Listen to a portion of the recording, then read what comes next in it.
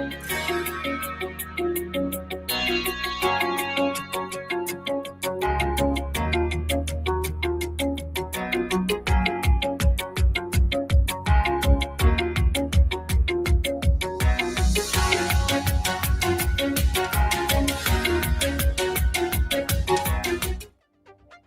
world of work has exploded. The rules no longer apply. AI is labor. Jobs are shifting. Trust is fractured. Careers are fluid. Day 1. Disruption. The old systems are breaking. What's next? Linear careers, full-time jobs, legacy HR models, all crumbling under the weight of change. HR must map the talent ecosystem and reclaim relevance in an increasingly fragmented world. Welcome to the Unconference Labs. No slides, no panels. This is real-time AI-powered co-creation. Bold questions and ideas emerge as digital networks connect insights.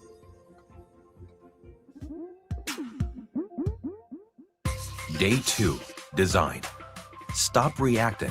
Start architecting.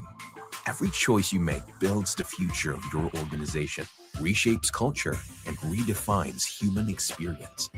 HR becomes the architect of the AI-augmented adaptive organization. In Deep Dive Studios, you won't just talk theory, you'll test real-world scenarios. You'll explore what-if futures and co-create innovative workforce solutions with global experts. Day 3. Destination. Designing human-centered AI-augmented systems. HR becomes the force that builds a future-ready organization where every career path is fluid, flexible, and adaptable to change. Test, fail, refine, repeat. Build the next era of work today. Design sprints give you the power to rapidly prototype cutting-edge HR solutions and test them in real time. Apply human judgment and AI intelligence to build flexible, scalable systems. 3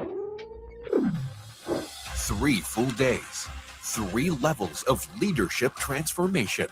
This is the future of work. This is the future of HR.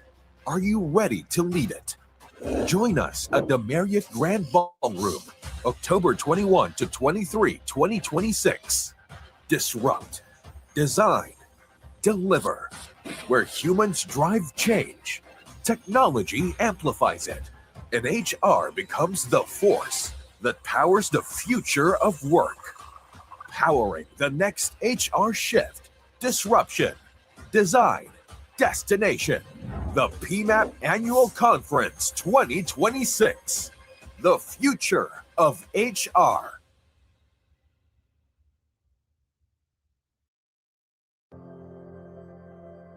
Just be positive. Nasa isip mo lang yan. Hindi naman problema yan. Sound familiar? We've all heard them before. Millions of Filipinos struggle with mental health.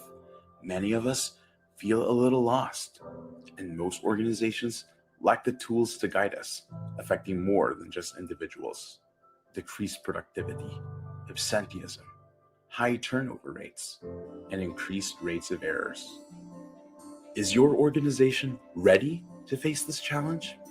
You don't have to do it alone. Start your mental health journey today with Empath.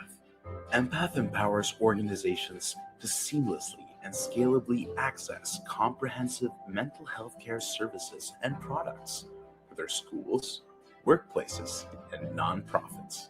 With the mission of providing mental health care services for 100 million Filipinos. Empowering communities through impactful mental health care. Journey with us through our annual mental health assurance program, Empath Plus, a single affordable price for comprehensive coverage for your organization. This includes mental health consultation services, group engagements,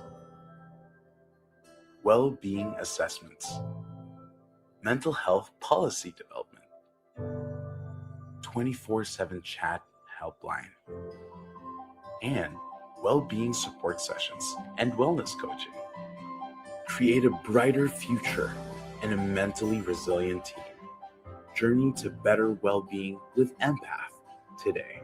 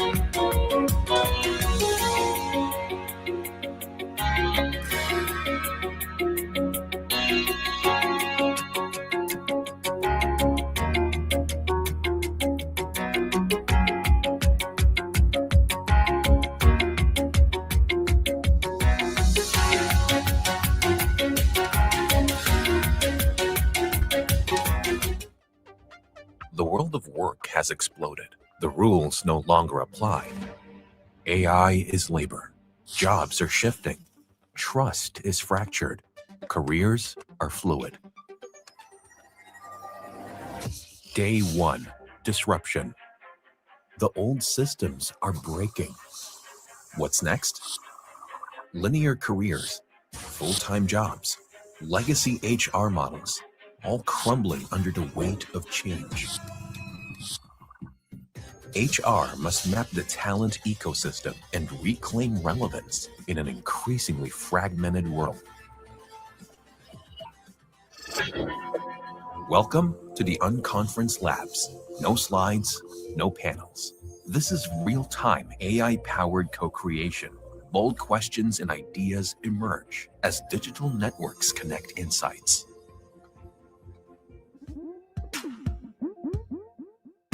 Day 2. Design. Stop reacting. Start architecting. Every choice you make builds the future of your organization, reshapes culture, and redefines human experience. HR becomes the architect of the AI-augmented adaptive organization. In Deep Dive Studios, you won't just talk theory, you'll test real-world scenarios. You'll explore what-if futures and co-create innovative workforce solutions with global experts. Day 3. Destination. Designing human-centered AI-augmented systems. HR becomes the force that builds a future-ready organization where every career path is fluid, flexible, and adaptable to change. Test, fail, refine, repeat. Build the next era of work today. Design sprints give you the power to rapidly prototype cutting-edge HR solutions and test them in real time. Apply human judgment and AI intelligence to build flexible, scalable systems. 3 full days, 3 levels of leadership transformation. This is the future of work. This is the future of HR. Are you ready to lead it? Join us at the Marriott Grand Ballroom, October 21 to 23, 2026. Disrupt, design, deliver. Where humans drive change, technology amplifies it, and HR becomes the force that powers the future of work. Powering the next HR shift, disruption, design, destination. The PMAP Annual Conference 2026. The future of HR.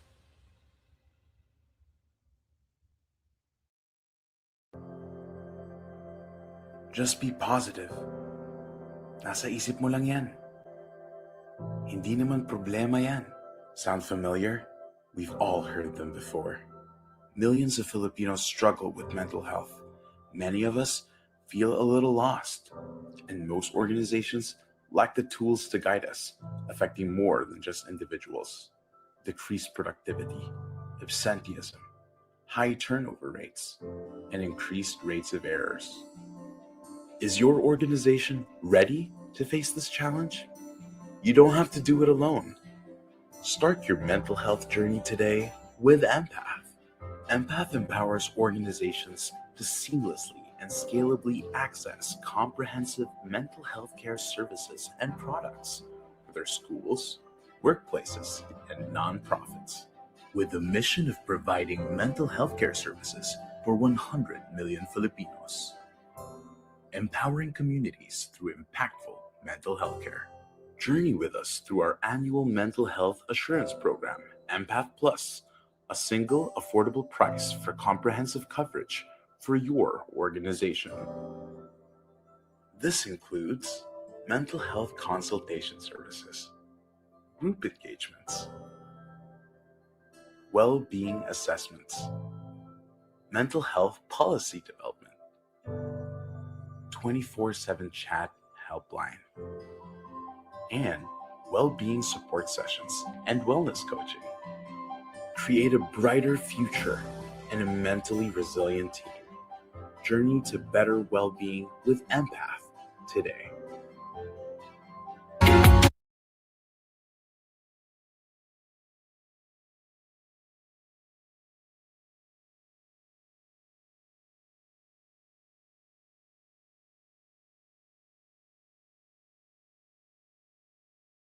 Good afternoon, everyone. Am I being heard po on your end? Can I see any reactions po coming from you if I am being heard po? Thank you very much po with that.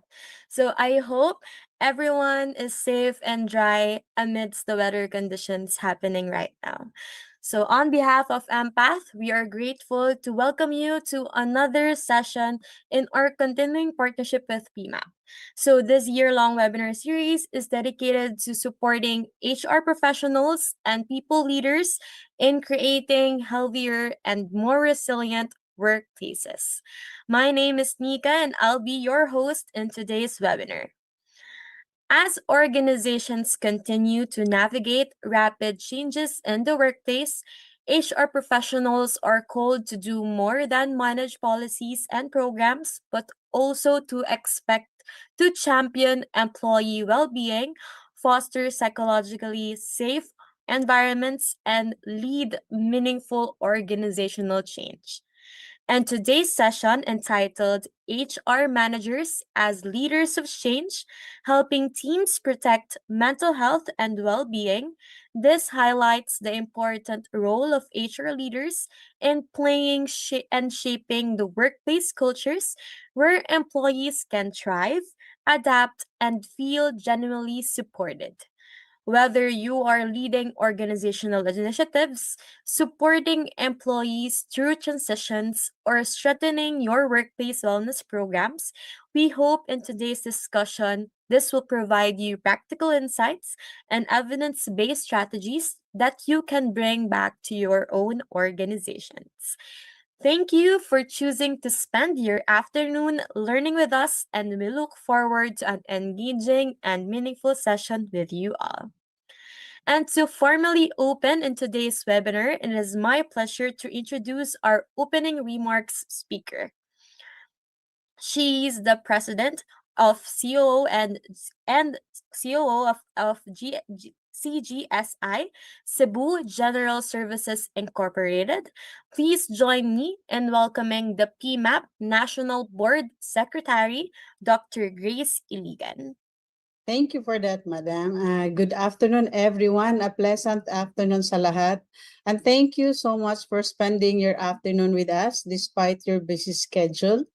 And along with you, I am equally excited for this afternoon's webinar because in these fast-changing days nowadays, we had many unforeseen challenges every day, especially in our workplaces. And all this can have a significant impact in one's mental health and well-being, and even in our performances. So we surely need to continue learning new strategies of how to deal with it. And attending this webinar this afternoon is a manifestation of your desire to ensure to continue establishing psychological safety, supportive and healthy work environment in your respective workplaces. And thank you so much, Empath, for your continued trust with PMAP. This is now our fifth webinar session for this year alone. And with these activities, we surely have helped a lot of our fellow HR managers, providing them practical strategies how to successfully lead their respective organizations with empathy, strong support for employees' well-being in order to continue building a much resilient and mentally healthy teams. This afternoon, we have quite a high number of participants that we even exceeded our Zoom capacity. So we accommodated the rest via live streaming. So thank you for joining us all. And in behalf of PMAP and Impact, I want to welcome you to this afternoon's webinar entitled HR Manager as Leaders of Change, Helping Teams Protect Mental Health and Well-Being. Mayong hapon o daghang salamat sa tanan. To God be all the glory.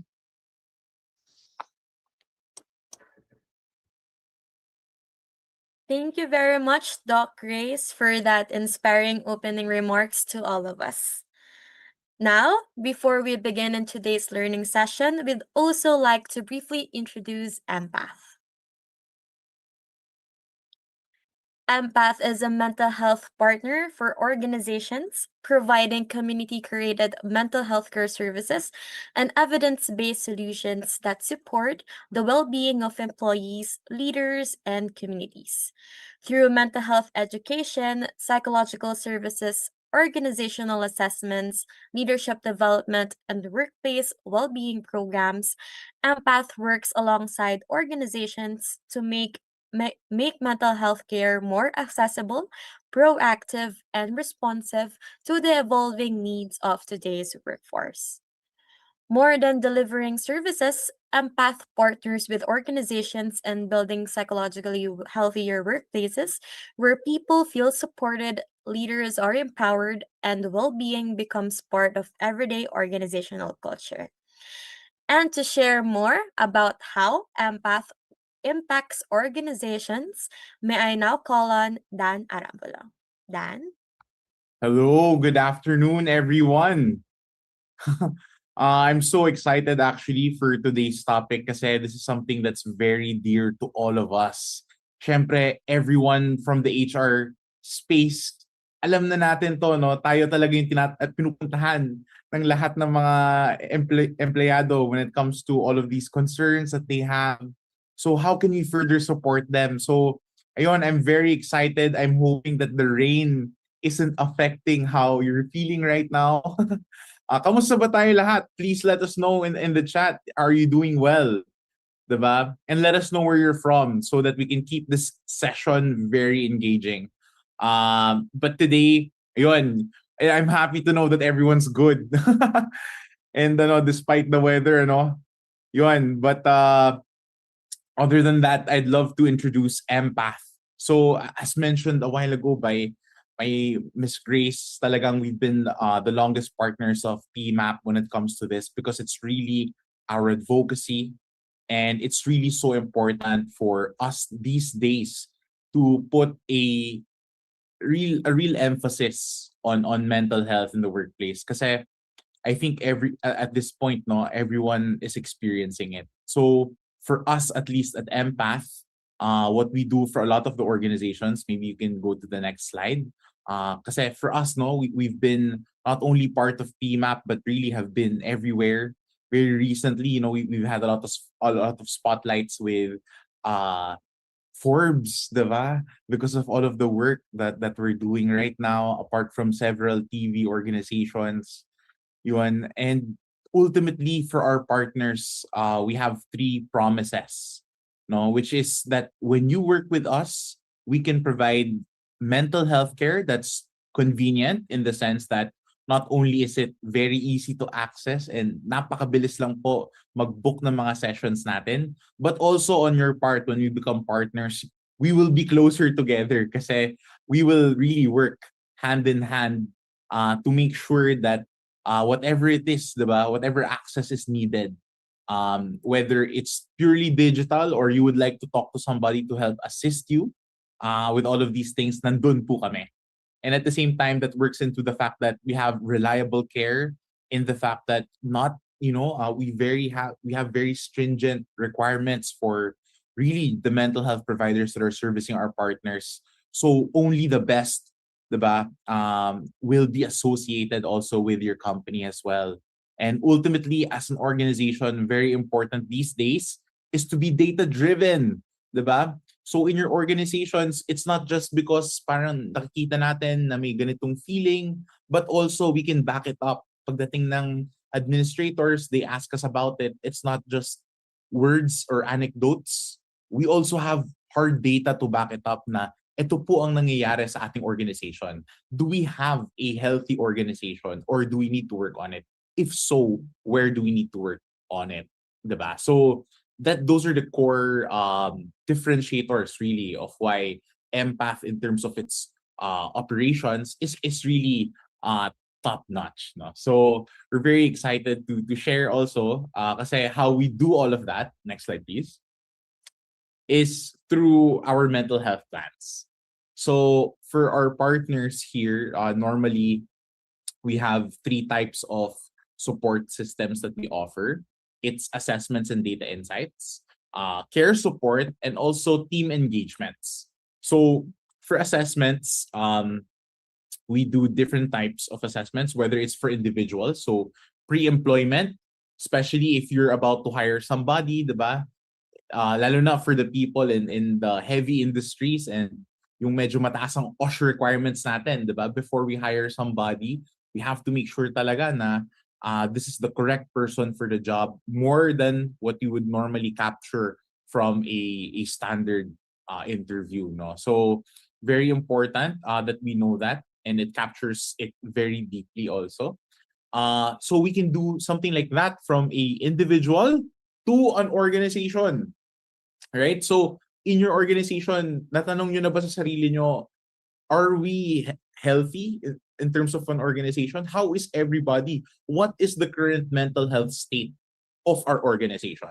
Actually, fun fact, later, if you would like to try this out for your organization, you can try it for free. So later, as long as you set up a meeting with us and you inquire about it, maybe we can set it up. But essentially, for your entire organization, we can find out whether diba, pag nagpa-assessment na tayo, whether a particular person is 80% ng kanyang well-being. Wow, very high. Or 30%. Nako, very low. Anong ibig sabihin nun? Diba? Why is it low? Is it because of a professional concern? Diba? Is it because of the workplace that we have? Or is it because of a personal concern? Nako, may problema siya sa bahay. But all of those 2 things, diba, affect work. So what do we do about it, diba? Ano yung mga pwede nating i-explore? And where is this happening? Is this happening with the Gen Z? Is this happening with the millennials? Is it to men or to women, diba? We can figure out all of those data points together, right? To create a baseline information level that can be the jumping off point to so many different programs, diba? So that you can also measure internally, nako, are our initiatives sa HR working? Ano ba yung nakakatulong? Ano ba yung mga kailangan natin specifically i-address, right? Because ang iniiwasan natin dyan ultimately is, one, we want to reduce turnovers, to make sure that everyone is doing well and is productive. And at the same time, diba, that we're creating a psychologically safe space environment. Diba? Kasi for Empath, how we do that is not just by giving you the report itself, but also we come in and help you with the interventions and recommendations and the interpretation as well. So, yan, assessments pa lang tayo, no? But ultimately, once we do have an idea of your organization, we can do two things, diba? Care support. So Empath is fully equipped with all of the different types of consultations. We have well-being support sessions or wellness coaching, which is our first initial intake. So if you have an employee na, nako, parang I'm not feeling so well, parang may concerns ako, or dati, nako, very bibo kid yan, napakagaling niya gumawa ng outcomes, no? Pero recently, parang nag-iiba siya. Bakit? Right? So that's the first intake in order for us to understand what the concern is of the person. Lalo na for those that are saying na, naku po ma'am, kailangan ko po mag-mental health break. Diba? So this is a great way for us to understand ano ba yung concern. Is it a kaya ba siya ng usapan lang?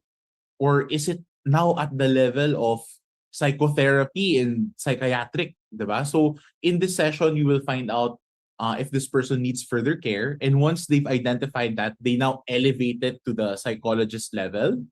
And then if ever kailangan na nag-affect na sa sleeping, sa work, nako, ina-anxious na kahit wala siya masyadong ginagawa at the moment, ang nangyayari doon, diba?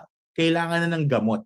So from there, we also provide the psychiatrists that can help. And if you're worried na yung organization nyo ay national or you're spread all throughout the Philippines, Empath is also available in different languages. So hindi lang tayo sa Tagalog or sa English, but also Hiligaynon or Bisaya, no? Whether it's the Cebuano or the Davao variant.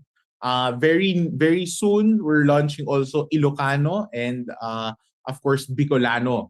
But even more so languages than that, we're actively expanding our network. So very very inclusive siya. And to support that also, of course, we have a 24/7 helpline to help you out with any of your particular concerns, and also emergency debriefing sessions. And this is very valid for those that are in the heavier industry. Let's say you're in the hospital or you're in infrastructure or nandun kayo sa things that involve life or death, right? You're like in the airline industry or you're in the shipping industry na sa may mga barko, no? Important that we at least have this to prevent any further trauma that may come up, or to help us deal with those things that are quite heavy that we encounter in our work. And of course, ultimately, last but not the least, we also have team engagement. So in your organization, kung nakikita nyo na, naku po, parang maybe we should spend more time learning more about mental health, or paano ba natin matututunan kung paano magiging strategic ang mental health? How can we use it to improve our organization? How can we use mental health in a way to get our people moving and be inspired, diba? And how, diba? So we have mental health trainings and workshops that we combine also with wellness classes. Ultimately, so that, you know, if you want to do a Zumba or to get everybody started palang, if you want to break the stigma with mental health, whether it's creative activities like that or active activities in combination with more learning activities like this, we can set it up for you. No, so that ultimately, I think it's the goal of every organization to create a workplace that is psychologically safe. No, so how do we do that? A lot of it is through team engagements, and our team is ready to support you. So, ayun, I'm hoping that I gave you a good idea of Empath and what we do. So if you have any questions, please do not hesitate to reach out to me or the people by answering the form at the end. or any of our members here to assist with your questions about your organization, or if you'd like to get a free assessment for your organization, we'd love to help out. So last but not the least, I think you have a very good speaker today. So I'd like to thank you, and maybe you could take it away, Nika. A very exciting event today. Thank you very much for that, Dan. All right. So, as we continue strengthening our commitment to promoting mentally healthy workplaces, today's webinar focuses on one of the most influential drivers of organizational well being, and that is our HR leaders. So, before we begin, here are a few quick reminders for everyone. We encourage everyone to participate in today's talk by please be reminded that this is a safe space where everyone should be safe for everyone. So you can agree or disagree respectfully. So if second, we encourage everyone to participate actively by listening attentively and sharing your questions and reflections through our session today. And lastly, next slide. If you have any questions or clarifications, feel free to send them through the Zoom chat, or you may anonymously share your questions anytime during the session on Slido by scanning the QR code below shown on your screens, or joining at slido.com with the code A388485.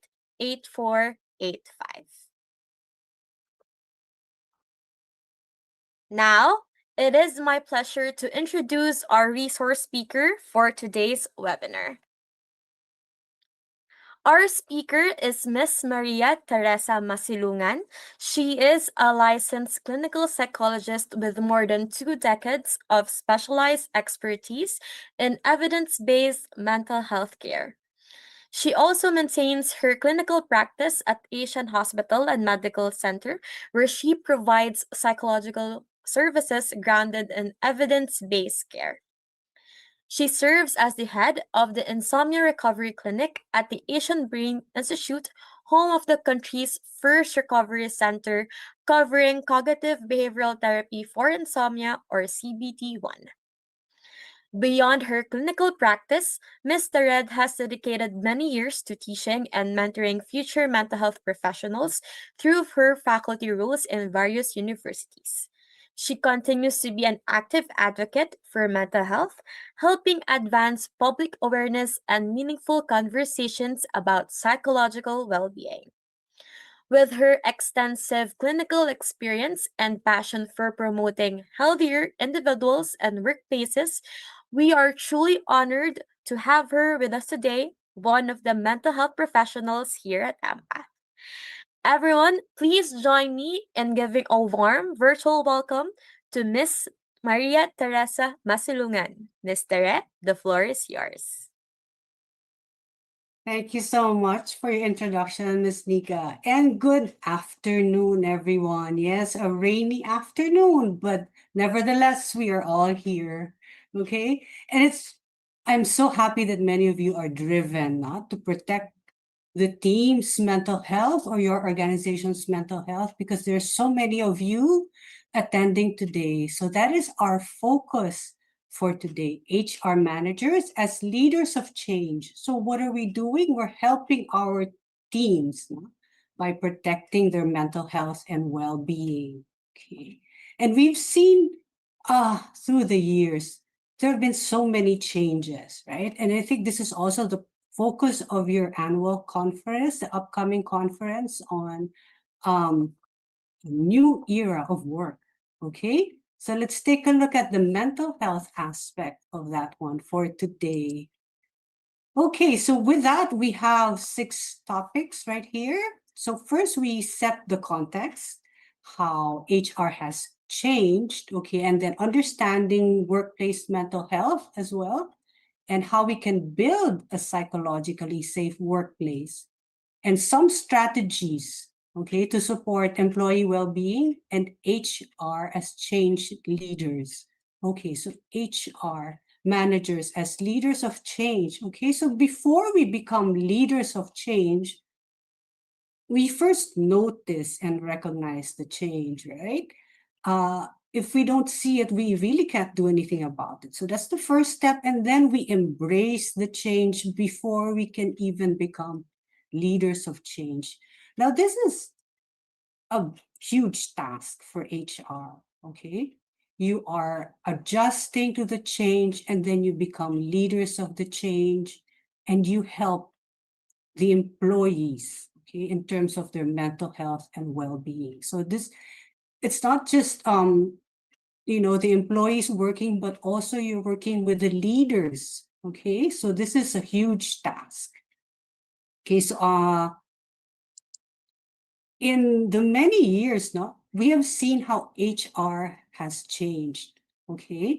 Like what, 5, 10 years ago, HR was not like this, okay? I think for almost more than 2 decades, I had a very short stint with HR. And besides hi, hello, I don't really talk to the other employees. So HR has really grown from administrative clerical work to really being with the employees and the leaders of the companies. And I'm so glad actually that it has evolved in that way, that you are really in touch with everyone in the organization. Okay, so we can see how that has changed, and especially with the pandemic, this is where everyone felt the change, right? Not just kids, no, not just students, no, but also the workplace.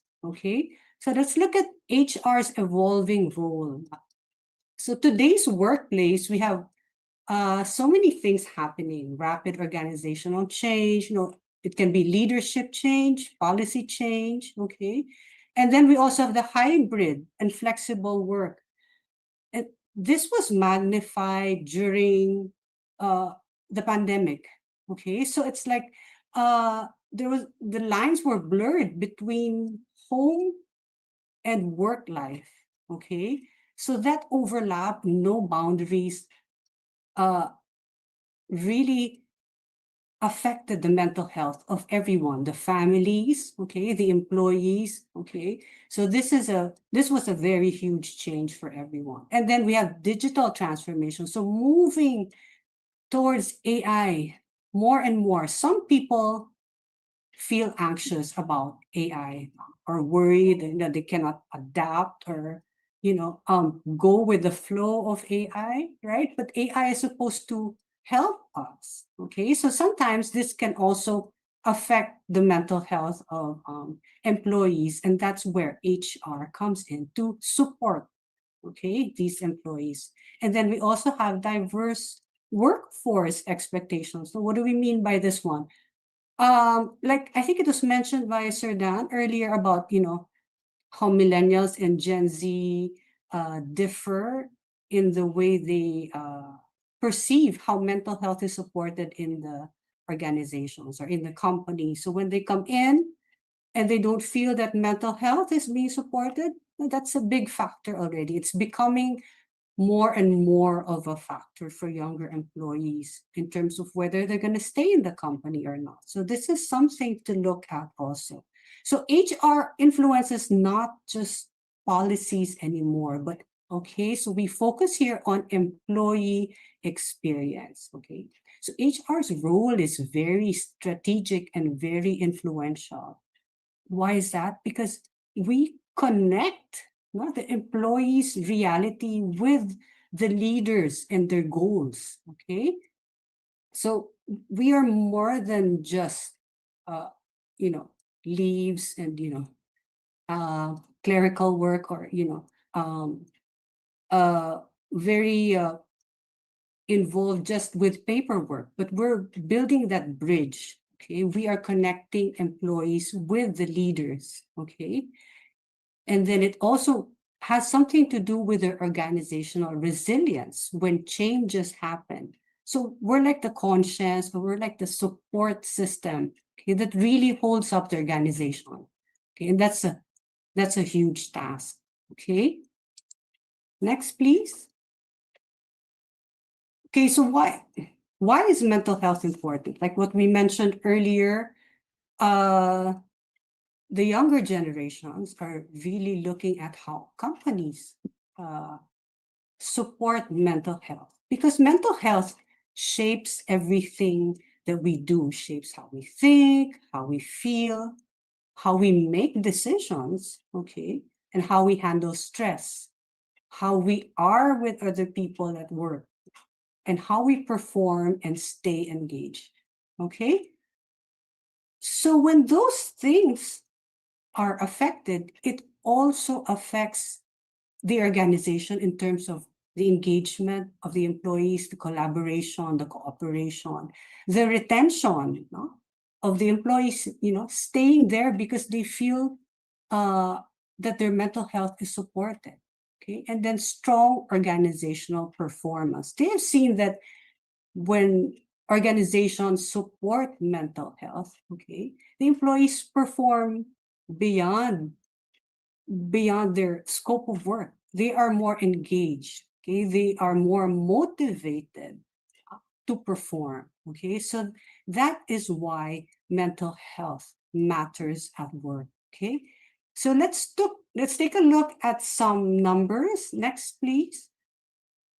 Okay, so let's look at the business case for well-being. So the World Health Organization saw that $1 trillion and 12 billion days, that is the annual cost of depression and anxiety in the global economy. Okay? So before it even reaches depression and anxiety, that's there are already signs that can signal, okay, the organization that these employees need help. So it doesn't need to reach a point where the employees are already depressed or anxious. Okay, so there are ways to prevent these. So there are ways to prevent $1 trillion, right? Okay. And the cost to replace a departing employee, okay, so relative to their annual salary is like 50 to 200%. So what does that mean? Let's say the annual salary is about $60,000. Okay, so for you to replace that employee, if that employee would leave, would cost you from 30,000 to 120,000, right? Because you have to recruit, onboard again, and then there's lost productivity. No. So that really costs the company if we do not support their well-being. Okay, and then the next is that burnout doubles the likelihood of employees leaving within 1 year. Okay? So 2 times the turnover risk. And then also, if you invest, okay, in mental health support, okay, the return on that investment is up to what? 4 to 5 times, okay? So this shows us really concretely and in numbers the reason why it is very important for us to have that culture, no, of supporting the well-being. So it's not just anymore seminar after seminar. It has to be ingrained, or it has to be embedded within the culture of the organization. Okay, that's when the employees really feel that their mental health is supported and that they're taken care of, not just physically, and financially, but also mentally. Okay. So now let's look at how mental health differs from mental illness. Next slide, please. Okay, so the distinction is important because it changes how we talk about the topics, and it changes how we respond, okay, to these two. For mental health, everyone has mental health, right? Okay, but not everyone has mental illness, okay? And it exists on a continuum. Let's look at that continuum. Next, please. Okay, here. So on the horizontal axis, we have the mental health. So on the right, you have those with high mental health, or that they're flourishing. Okay, so on the top right, you see a woman there with high mental health, and no mental illness. Okay, because on the vertical axis, we have the mental illness there. Okay, so she has no diagnosis. Okay, so she is thriving. She's able to manage stress well. Okay, for one who has the one at the bottom, the man there, has high mental health, but a diagnosed mental illness. So even with a mental illness, if it's managed well, okay, and with the support, okay, they can still flourish. Okay, there are I've also had several cases who have a diagnosis, but they're working well because their condition is managed well and they have the support. Okay, so we cannot just dismiss someone who has a mental illness. We have to also see if their condition is managed well. Okay, and then on the top left, we have one with poor mental health but no mental illness. So actually, it looks worse than one who has a mental illness but high mental health, right? So experiencing severe burnout, grief, workplace distress, even without mental illness. Okay, so that still can happen. And then poor at the bottom, that is with a diagnosis and poor mental health. Okay, so this is active crisis already. So this person may not be functional anymore. Okay, so how we respond to where an employee is on this continuum will depend, will vary. Okay, and we are not here to diagnose. Okay, we're here to try to figure out, look for the signals. Okay, if we need more help, then the company or the organization would have resources where they can refer the employees to. Okay, so we respond in different ways depending on where the employee is in this continuum. Okay, but what actually pushes employees along this continuum to go from left to right or right to left? Now, these would be the everyday stressors in the organization. Next slide, please. Okay, so let's look at some of the common workplace stressors. Okay, so regardless of industry, these 5 almost always show up, and none of them are unusual. So it's easy to normalize them, like it's an everyday thing, no? But if we leave them unaddressed, it becomes a crisis already. Okay, so heavy workload. So it's not just a long list of things to do, no? It also is also affected by the urgencies of the tasks, no? The complexity of the task, okay? And then we have organizational change. Like we said earlier, leadership change, policy change, okay? These things are stressors, or they can cause stress among the employees. Okay, and one thing that also adds to the stress is the unknowns, no? Uncertainties in terms of change. Actually, they mentioned that uncertainty is more distressing than change, right? If you know what's going to happen with the change, that's easier to handle than not knowing what's going to happen with the change. Okay, and then poor communication. Now, this is not just lack of communication, but this is also inconsistent communication. Okay? Like sometimes some team members say this, some other team members say this, so you're confused. Which one is it? Okay, and sometimes there are also roles, okay, or tasks that are unclear. That's also under poor communication. So unclear roles. Okay, you don't know exactly where your role begins and where it ends. Okay, so that also adds to the stress. And then they said that uncertainty or that ambiguity actually increases the risk for burnout by up to 50%. So clarity is very important to reduce the stress. Okay, and then the fourth is job insecurity. Okay, so lack of stability in your workplace. You don't know where you're going to go next. You don't know if that's it for you. You stay there forever in that level. Now, things like that in terms of growth, that's also a stressor. And interpersonal conflict. there's actually a lot of this one also. And it affects everyone. No? Sometimes it's just two people with conflict, no? Maybe a colleague to a colleague, but then it affects the team. Okay, it affects the team, it affects the performance of the team, it affects the morale, no, and it affects everyone else. Okay, so it's not anymore just one or two employees. Workplace stress can ripple towards everyone else. Okay, so let's take a look at some signs that we can look at to show whether there's stress already. Okay, so possible signs. Now, when we look at these signs, fatigue, reduced concentration, withdrawal, declining performance, and increased absenteeism, that's already burnout.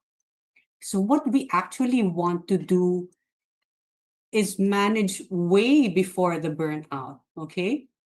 So we want to manage the stress first, like what we mentioned earlier, the common workplace stressors. We want to manage the stress first. Why? Because stress is easier to recover from. Stress and burnout are different. Okay, so when we say stress, there's over engagement. You're hyper. You're always on the go. There's you're always doing so many things. You're hyper and all that. So over engaged. But when you talk about burnout, you're already disengaged, meaning like that. No more energy. You cannot concentrate. No one can talk to you. Or maybe you're absent. Okay, you don't submit things anymore, and you look helpless. Okay. When you're just stressed, you can have a weekend off. You're fine. But when you're burned out, a weekend off is not enough. Okay. So it's very important for us to recognize whether it's stress or burnout, because how we support the employee, okay, will depend on where the employee is at. Are you just stressed or you're already burned out? Okay. And 83% of employees worldwide, according to a study in 2026, reported that burnout is still a major challenge. Okay. Because sometimes, stress lang yan, that's it. Stress is kind of normalized, but if it's left unaddressed and it adds up and it becomes a continuous cycle, okay, then it leads to burnout. And then it can also add up to something much greater. Okay, and next slide, please. And that is the organizational impact. Okay.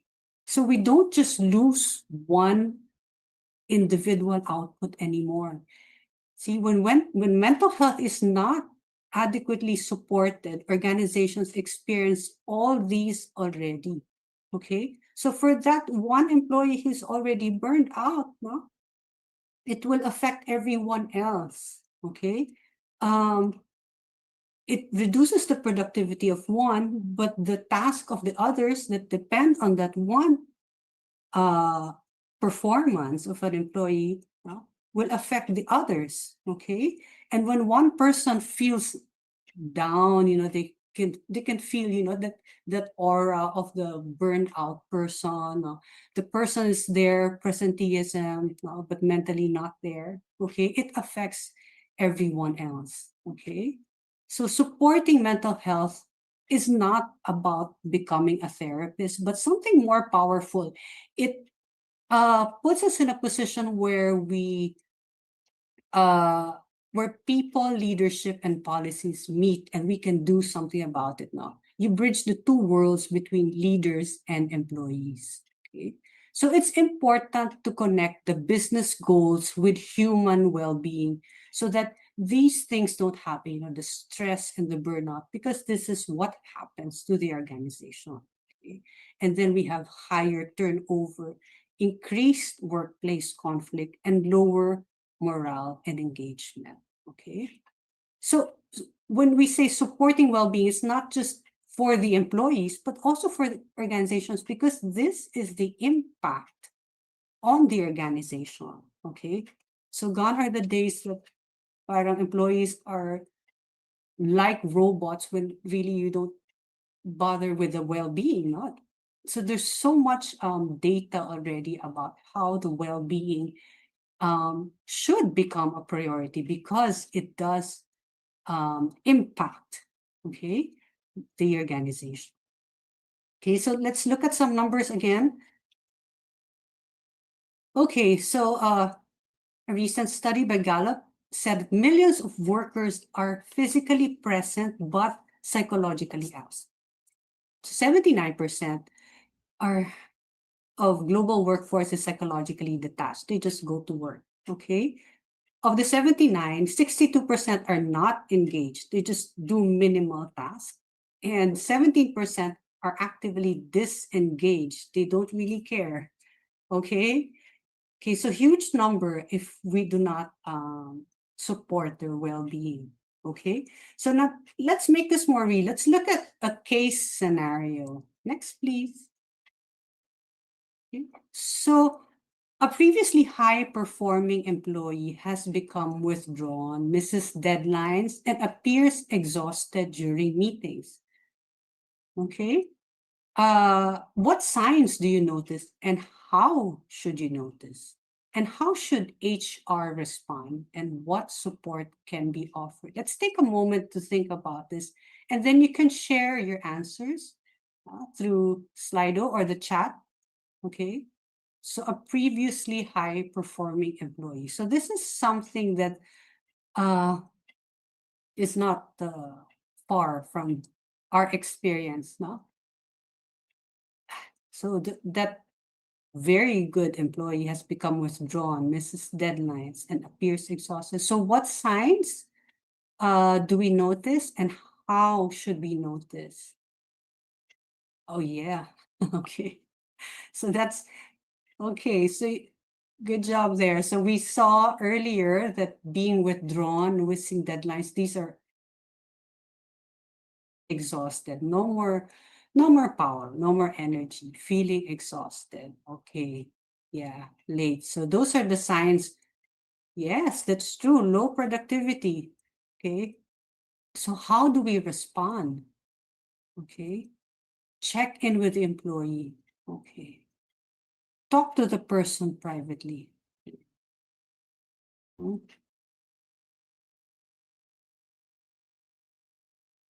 Ah, okay. With empathy, yes, that's right. And not, I think, not judgment, yeah.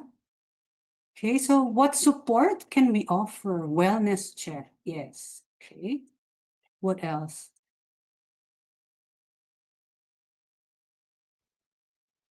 Okay, counseling, coaching, yeah, refer, yes, okay. Yes, offer, yes. Offer to what's that one? Okay, check the workload, work-life balance, communication, yes. Okay, okay, so how you respond tells us, yes, reasonable. Yes, that's right. Thank you so much for your answers.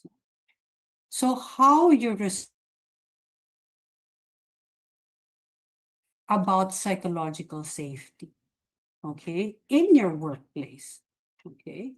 And it reflects the kind of support that you give to your employees, okay?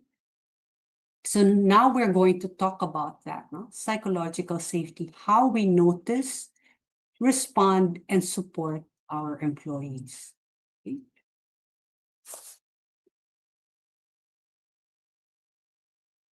About stress and burnout, okay? How we support our employees depends on the underlying culture in the organization. Okay? If people do not feel safe, they will not say anything, no? And a lot of times when they file leaves, no, because of the stigma that an organization has, they will usually say, I have stomach ache, I have headache, diarrhea. No? They will not say, they don't feel that it's safe to say that. So how can we offer that support? Okay. So we need to build a psychologically safe workplace. So now let's take a look at what That is exact. Okay, so psychological safety might be the single most important concept that we will tackle today, because this is the belief that employees can speak openly, ask questions, admit mistakes, share ideas, seek help without fear of punishment or retaliation. I think that's the most important part there, the last line, no? Without fear of embarrassment, punishment, and retaliation. Okay? When we say belief, it's not just a policy written somewhere.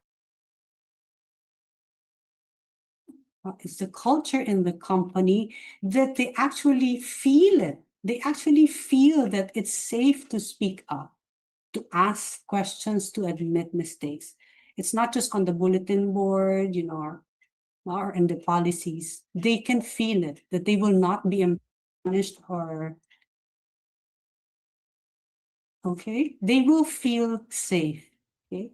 And according to a study by Google, no, it showed that psychological safety, the single most important factor in effective teams. So teams are more effective because they feel safe. It's not about personality. It's not about your years of experience in the workplace. It is psychological safety. Okay. Next, please. So let's look at the 4 stages. How do we get there? Okay. So according to Timothy Clark, psychological safety is in 4 progressive stages. So you go one step at a time. So we start with inclusion safety. This is where the employees feel accepted and that they belong, even from the start. No? Acknowledge their name, no? Call them by their names, okay? So that they feel that they belong, they are accepted for who they are, and then they're respected. Okay, and then we move to learner safety, where it's safe to ask questions, okay? Experiment and admit mistakes, because you learn from your mistakes, okay? But first you have to admit it so that you can learn from it, okay? And when it's harsh, when you're put to shame, okay? When you admit mistakes or you ask questions, then these questions will not come up. You'll just stay quiet, okay? And then when you learn, okay, so from learner safety, when you start learning things, you start to contribute your own, okay? You're given that independence to contribute, to use your skills, okay, and your abilities so you can make contributions. That's very important for the success of an organization. And then the highest, which is which exists in very few companies, okay, the challenger safety. This is the peak. When you feel safe to speak up, question the status quo, or propose changes without fear of retaliation, even when the final product is up, okay? Even when decisions have been made. When you feel that there's something wrong, you still feel safe to speak up, okay? And that is where innovation happens. And that's a huge success for the organization, okay? So it is this gap now between inclusion safety to challenger safety where good ideas die, okay? Okay, fine, you're accepted, you belong, but we don't listen to your ideas, you'll not learn, you'll be shamed or whatever, you just keep your ideas, you'll stop talking, okay? You don't admit your mistakes, you be quiet, so you learn later on, the company will learn later on when it's already a crisis, okay?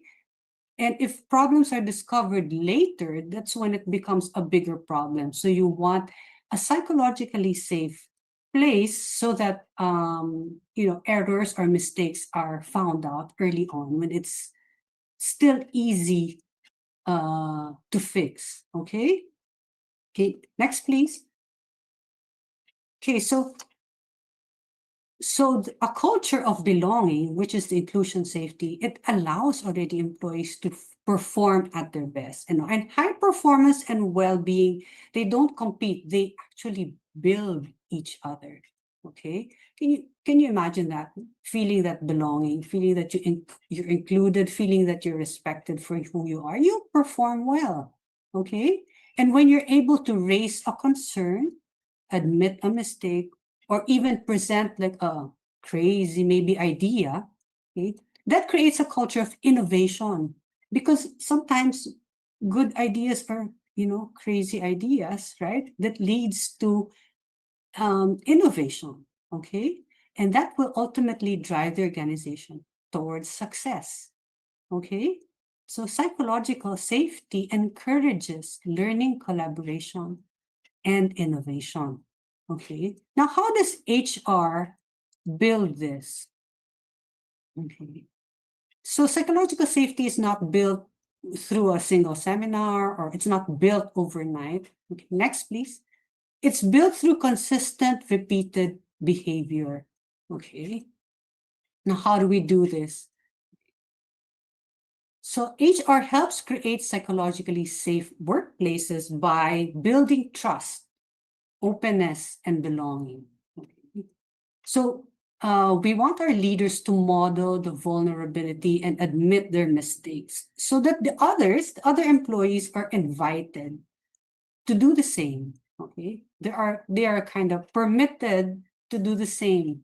Okay, so this signals that they can trust the leader or the organization to respect them or to listen to their ideas. They can trust that it's safe.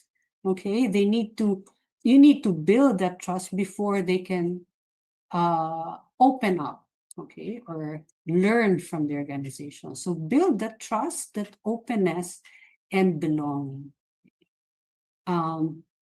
Encourage respectful dialogue. Okay, so be curious, show that the input matters, and it will actually help if you ask questions now with curiosity.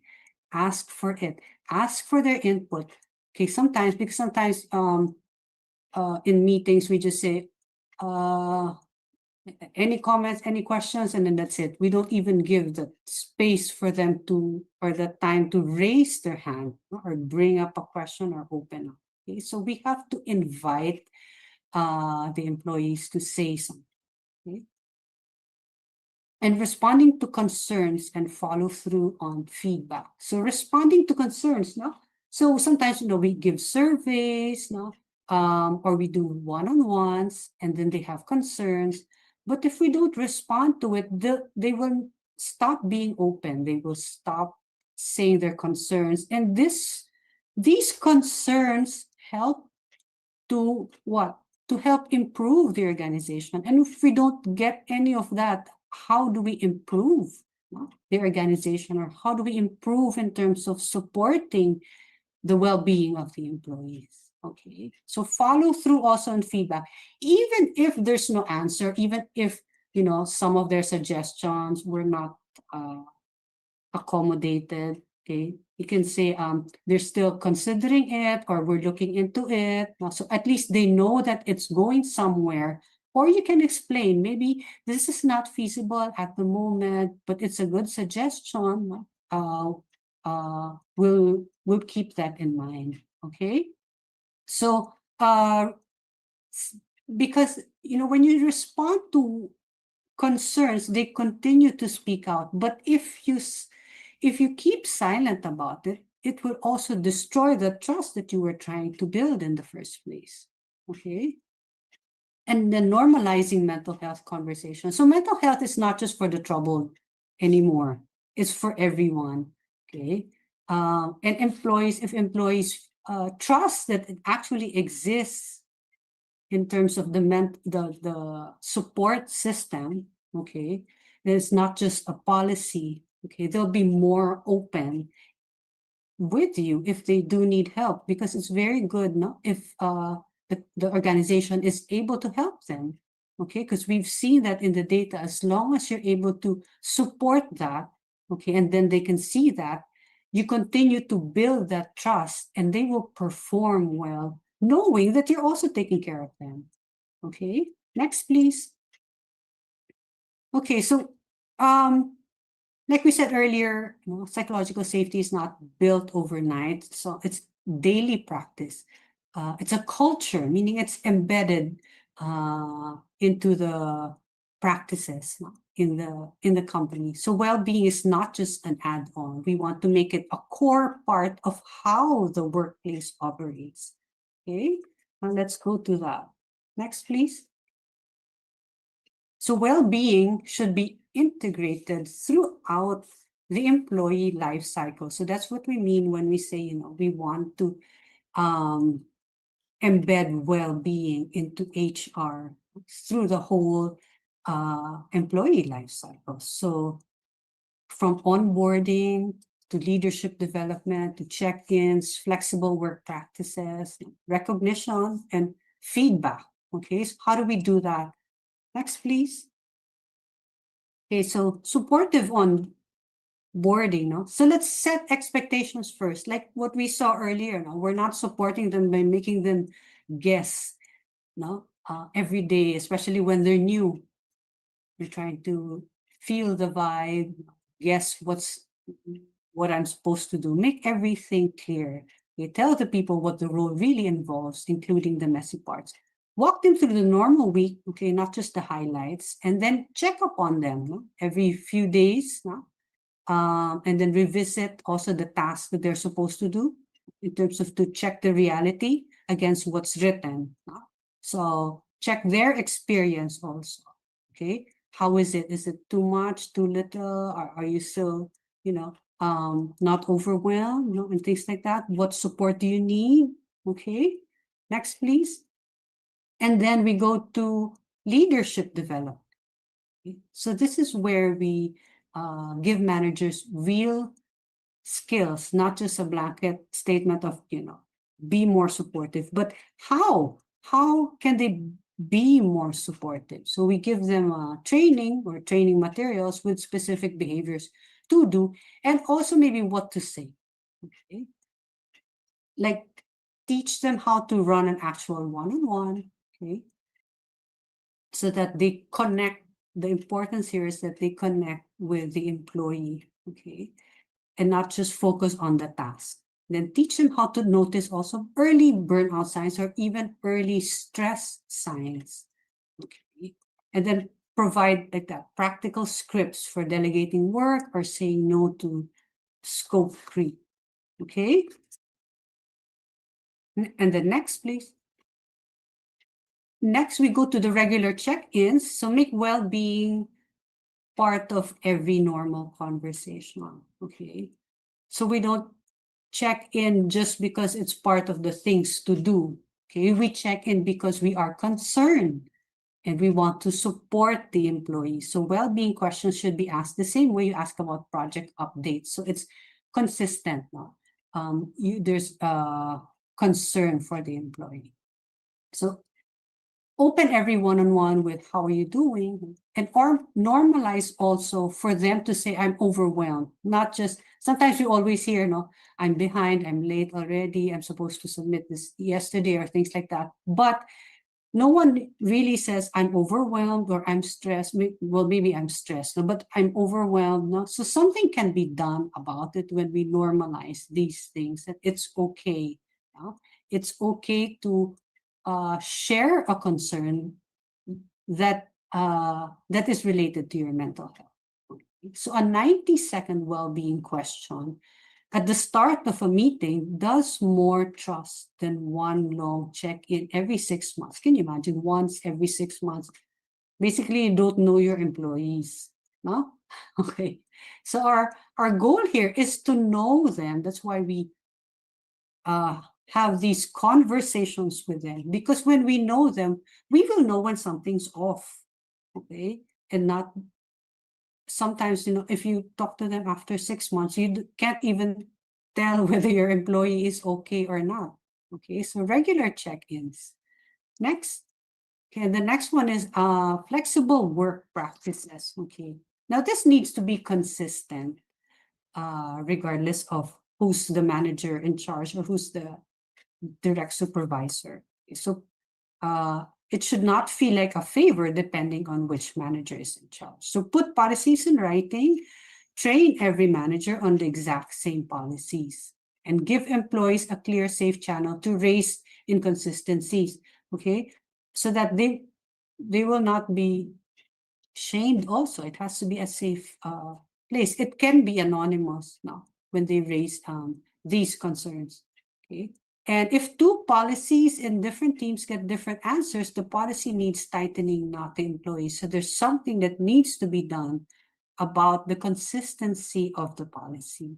Okay. So that it's fair for everyone. That's when you build trust also, when things are fair with everyone. And they also feel safe when they can speak out about these inconsistencies. So again, we are trying to build a psychologically safe workspace. Okay. And next please, would be ensuring recognition reaches everyone. Sometimes it's the loudest ones that always gets recognized. I think this is one thing also that even students feel it. Okay, so this is not just a concern for work. Even in school, the one who's presenting gets all the credit. So sometimes at work, the one who's presenting gets all the credit, when those behind the scenes don't get any credit. So we also want to train our leaders to vary in terms of recognition, to look even at the behind the scenes work and to vary the delivery. Some people kasi are not comfortable with shout outs. No? Some prefer private thank yous, no? Things like that, as long as they're recognized. Okay? And then you check, maybe the last few months, you're just recognizing the same people. You need to look wider. What are you not recognizing so that people feel valued? Okay. That's the contributor safety stage of psychological safety. They feel valued for what they have contributed. So they will continue, okay, to contribute. Okay. So we need to check where we are acknowledging or recognizing the employees. Okay. And next please, is employee feedback mechanism. So build a feedback loop people actually trust. Okay, because it is through feedback that the organization can improve. Okay. So when you send a survey, make sure you respond. Okay, so feedback received. Okay, so set a visible timeline for reviewing the feedback so that they know that something's really being done about it and that your concerns or your feedback, okay, matters to them. And then protect the confidentiality, of course, okay, because you want them to have honest feedback. So you want to be careful with confidentiality, okay, and show them what action has been taken. Again, silence destroys the trust. So you have to show them what is actually happening to their concerns or their feedback, okay? So when well-being is built into these daily processes, it becomes the culture of the organization. So all these things that we talked about are ways that we can embed, okay, psychological safety in the workplace, okay? And employees feel safe and become more productive. Okay? So you see how it all is tied together when we support the well-being of the employees, right? Even for ourselves, when we feel that we are supported by the organization, right? We are more motivated, we perform better, okay? Next, please. Okay, so well-being becomes sustainable when it's embedded. So it's not just one seminar, but consistency also beats intensity. Okay, so well-being becomes a culture, not just a campaign. So again, everyday practice. Next, please. So how do we support now leaders in mental health conversations? Okay, so managers are not clinicians, okay, but they are the first to notice change in employees.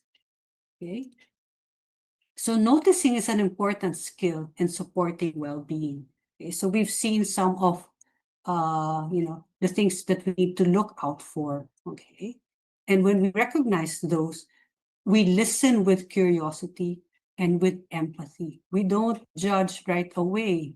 Okay, like when we ask supportive questions, we ask what would be helpful.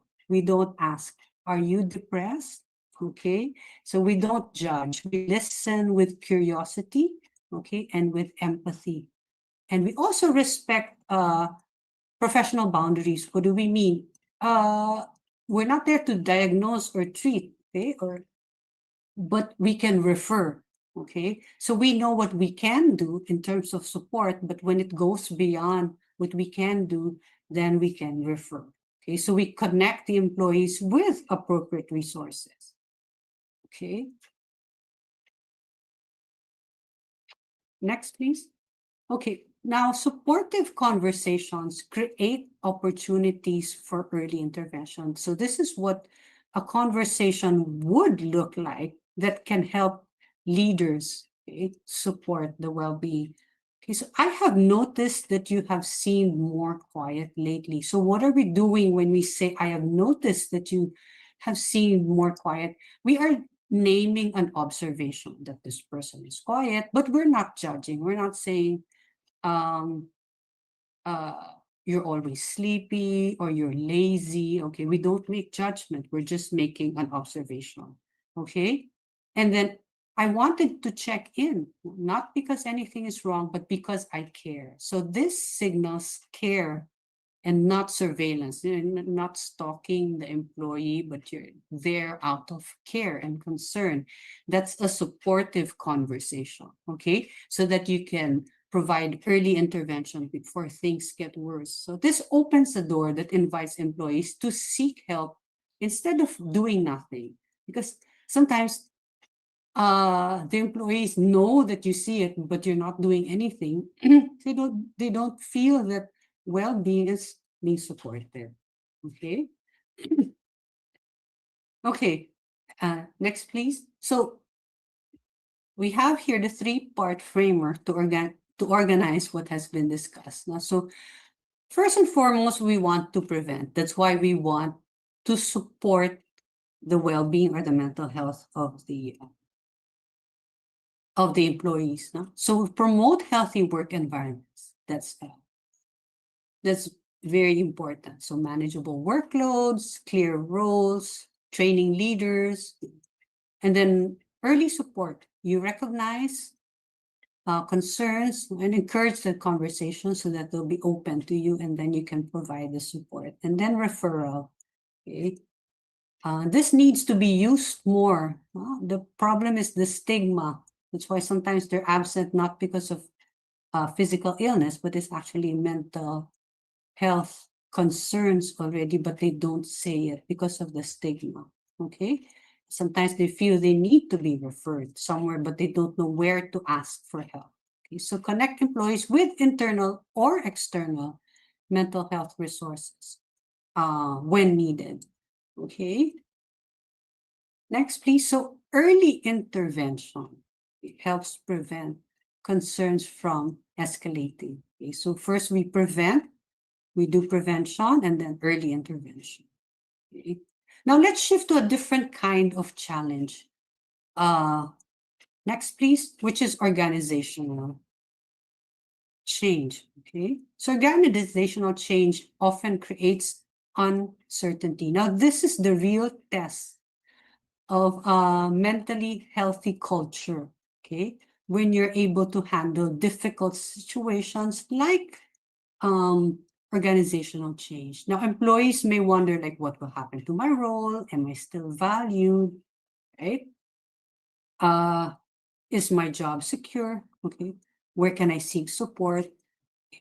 Uncertainty is more distressing than the outcome of the change, which was mentioned earlier. No? So why? Because usually the employees appraise the change through their emotions. Okay, they're not looking at it logically first. In the beginning, like, how is this a threat to me? No, sometimes they feel anxious about it. No, and these are the questions: what will happen to me? Am I still valued? Okay, no. So help reduce the uncertainty through empathy transparency, and consistent communication. Because silence increases the anxiety, okay? And their struggle really is the unknown, okay? Next, please. So we need to balance the business goals as well as the employee well-being when we talk about change, okay? Next, please. Okay. So effective HR leaders recognize that performance and employee well-being are interconnected. Okay. So before we implement that change, okay, we need to ask these questions. Again, any change is processed by the employees through their emotional appraisal system. They're worried first, no? What's going to happen before they can even process it logically. So we need to know from their point of view. Now let's try to look at their perspective of how this organizational change will impact them. So how will the employees experience this change? What support is available? Okay, so when we talk about support, that will also ease their anxiety. Okay, and are leaders equipped to guide the teams? Okay, this is usually the immediate supervisor. Okay, are they equipped to guide the team? Sometimes if the immediate supervisor is trying to still figure out what to do with the change, then it's hard to support the team. Okay, and how will we maintain trust throughout the process? Okay? So continue to inform them. Again, uncertainty, okay, really increases the anxiety. Okay? Sustainable change happens when people feel informed, okay, not like they're left out. They're supported and included, okay? Because we feel the employee resistance, okay, when they don't understand, okay, when there's so many unknown and when they cannot trust us, okay? So they need to feel informed, supported, and included in these changes. Okay, so let's look at 3 takeaways to wrap up our session today. Okay, next, please. So HR plays a critical role in shaping mentally health workplaces. You are the bridge, okay, between employees and leaders. Okay? The employee experience and the business goals or the strategy. Psychological safety enables trust, learning, and engagement, and the success of the organization. Early support and appropriate referral can make a meaningful difference before things get really bad. Well-being should be integrated into everyday practices, it's not just an add-on. Okay? And empathy is very essential for leading people through change. Okay, so as leaders of change, we need to show a lot of empathy, no? Understanding where they're coming from. Okay, make sure that they are supported. Okay. Okay, next, please. So as an HR leader, okay, ask yourself these 3 questions. Next, please. What is one practice I can strengthen to better support employee well-being? How can I create greater psychological safety within my organization? And what conversations need to start today? Okay. So you can take time to reflect on those questions. I think we have time so that they can share some answers. Ms. Nika.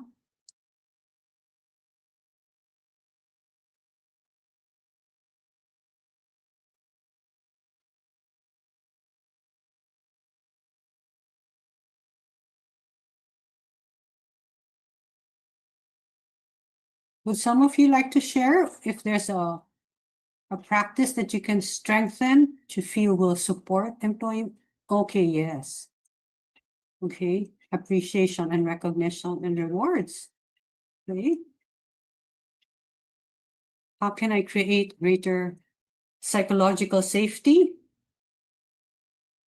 Yes, saying how are you today? Yes. that's a conversation you can start today. Okay?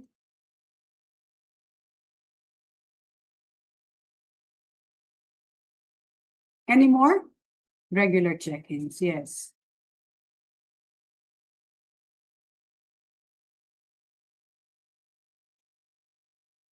Mhm.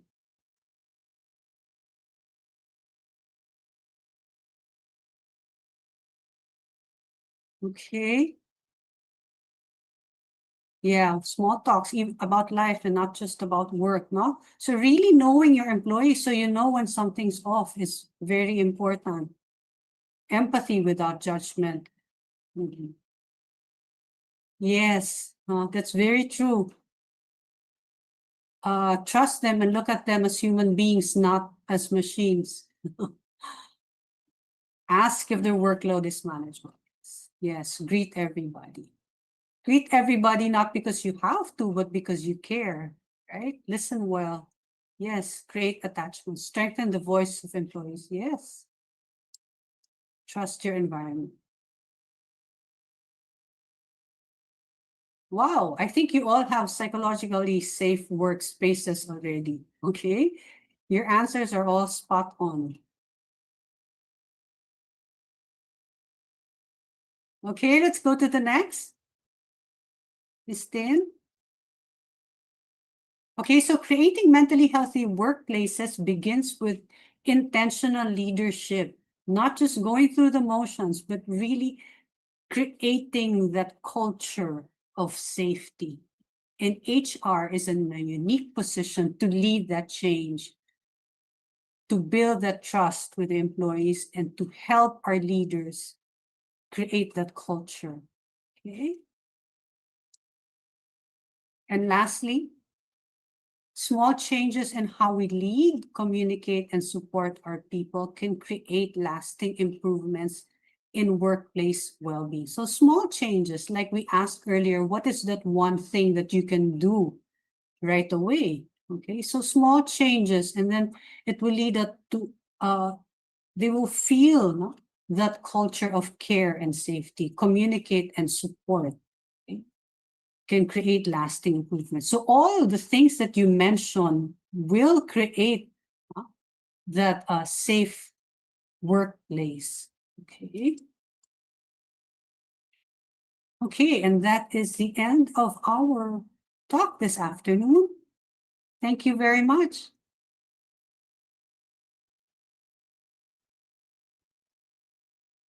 All right. Thank you very much, Mr. Re, for that insightful and meaningful discussion to everyone.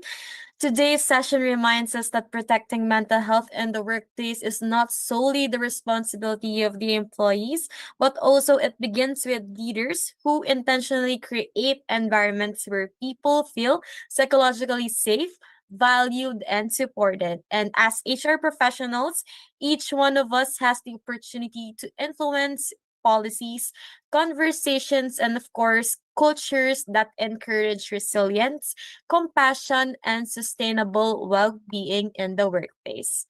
Thank you very much, Mr. Re. At this point, we'd like to open the floor for any questions or clarifications to Ms. Therese Stock. If you have any questions or clarifications to Mr. Re, you may share them anonymously through our Slido shown on your screens by scanning the QR code or joining at slido.com with the code A388485. And alternatively, you may also use the Zoom chat feature, the Q&A session, to share your questions. So, Mr. Re, we have a couple of questions that have already been asked po here in our Q&A feature and also in the Slido po. We may begin po answering them one by one, Mr. Re. Okay. All right po. Let's look at the first. What will be the measures on employees and if the HR team was the one who created mental health problem? The HR was the one who created the problems? Did I get that right? What will be the measures on employees and, yeah, if the HR was the one who created mental health problems to some employees? That's something that you need to reflect on okay? As HR, when you're the one who created the mental health problems, okay? Maybe you can also seek guidance, no? If this is something that's you're not comfortable with handling, no? So that you can handle, you know, how this can be avoided, because this is very crucial as well, okay? And okay, I hope I was able to answer that one because it seems conflicting also. Okay, next one. How do we draw the line between accommodating mental health and excusing inefficiency?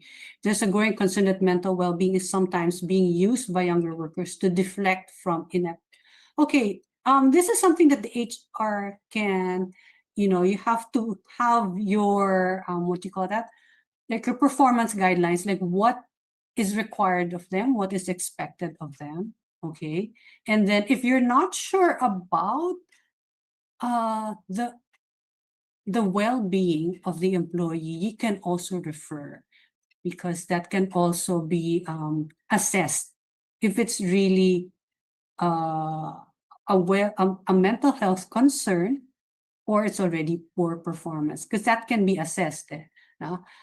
That's why sometimes they have those what do you call that, fit to work certificate, no?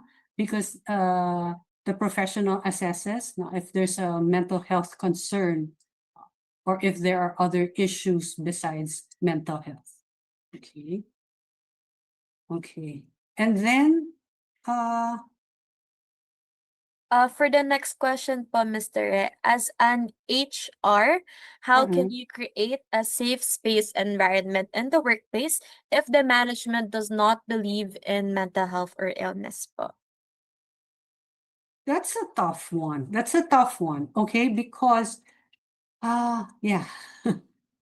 The management has to believe, because you cannot support the mental health of your entire organization being in HR if the management does not believe in that. So that's a different conversation there, because you have to talk to them. Maybe it's an opportunity for you to open their mindset that mental health is part of performance and is not just you know, an add-on to the workplace. Okay, maybe that's a conversation that you can open up. But if not, then that's very difficult because they're management. Okay, that's something you have to look into, whether that is still a role that you would like to be in. Okay, when it goes against something that you believe in or something that you value. Okay. Okay, Alright next. po, Mr. Re. For the next Okay. question po, if there are psychological safety programs in place, what measurements can be used to know whether it is successful? There are. Okay. Actually, I think Empath can help you with that also. No, to measure whether it's going well. Also, take a look at your program, your psychologically safe programs, no, and see whether it's working or how long it has worked. So Empath can help assess that one also, to measure if it's working and to measure if it's successful. Okay, for one, you know, on your level, you can ask for feedback. The feedback, their openness will also tell you if it's working, if it's successful, if they're able to open up. No, you can also feel it. No, when you go around with the employees, are they more open? Do they trust the organization that that their well-being is being supported? And this can be part of your survey as well.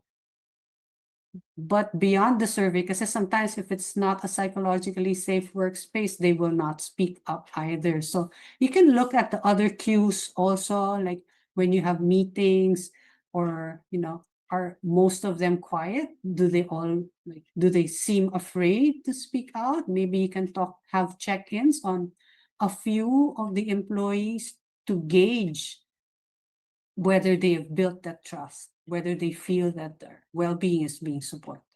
Okay. Next. Thank you very much for that, Mr. Re. Another question po. How can HR proactively address employees' well-being when employees were the ones who were setting the bar, even though HR were there to help them? Okay. Well, it depends what their bar looks like. It depends also how the well-being is being supported, no? So you can see what needs to be adjusted, no? If it's even though HR was very willing to help, because you're willing to help, you're willing to listen, no, to their feedback, and you can work that out, no? Maybe if it's for you, if you feel that it's extreme, no, when they set the bar too high, maybe you can tell them that this is what we can work out for the moment, and then we will discuss it, and then we will see what else we can offer, no, to support your well-being. Okay, and that's good that you are addressing their concerns. Okay. Next. All right, but thank you very much for that, Mr. Re. Another question po from Miss Christine. What is the best course of action for an HR leader when top management consistently disagrees with HR proposals that are intended to protect the organization and promote a healthy workplace? Again, where's the From Miss Christine po, Miss. This is the question po. What is the best course of action for an HR leader when top management consistently disagrees with HR proposals that are intended to protect organizations and promote a healthier workplace? yeah, That maybe is the they question. they lack that understanding. Maybe that could be a challenge for you to make them understand better, no? How maybe you can have concrete examples of how how these proposals affect the employees, or maybe the absence, of the things that you want to put in the proposal. Because we lack this one, this is what happens to the employees. No? So we need to put in this one, no, to support the employees, and this is the outcome for the organization. Maybe they need something more concrete.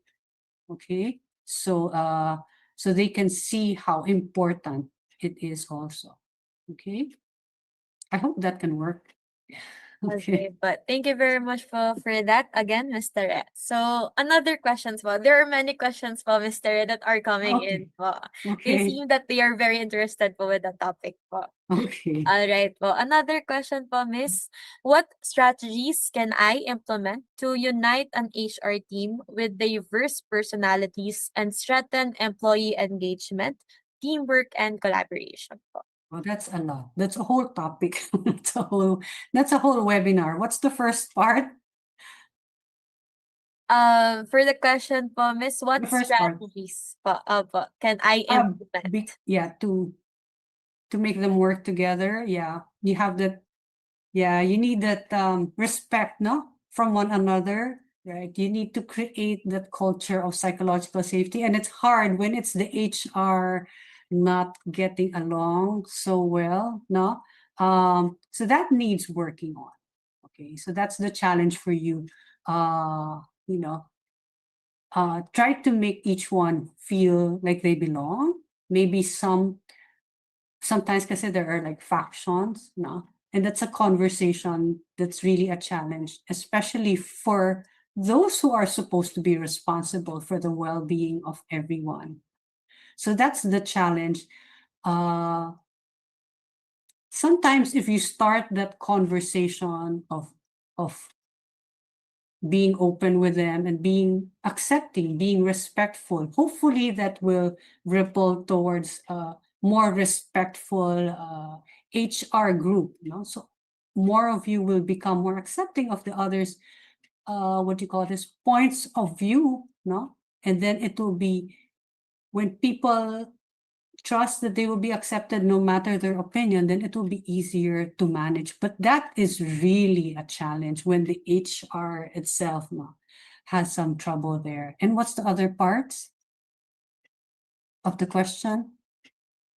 For a moment po, miss. Here you go po.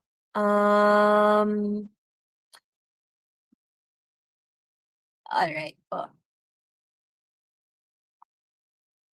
And strengthen employee engagement po, teamwork and collaboration po. That is another part of the question, miss.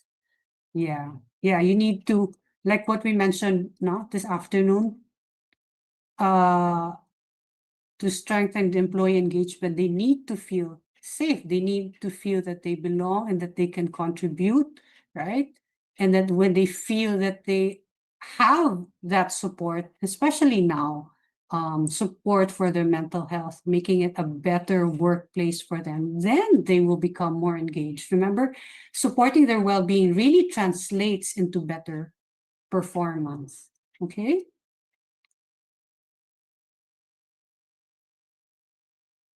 Alright po. Thank you po, miss. Another Okay. question po. From Miss Marie Pauline, aside from employees, what if leaders are also experiencing mental health challenges? How can we boost leaders' mental health, and who will be the one to reach out first if they need help as well? Okay, like we mentioned earlier, you can have that conversation that maybe you notice that they, you notice some signs. So you notice the behavior without judging, and then you can offer that support. If the company doesn't have a means to support that, then you can refer out. Okay, because we do not expect HR to become therapists. That's not your role. Okay, that's why we can refer out for concerns like that is beyond just supporting the leaders, because that's also very important because they do lead. Okay.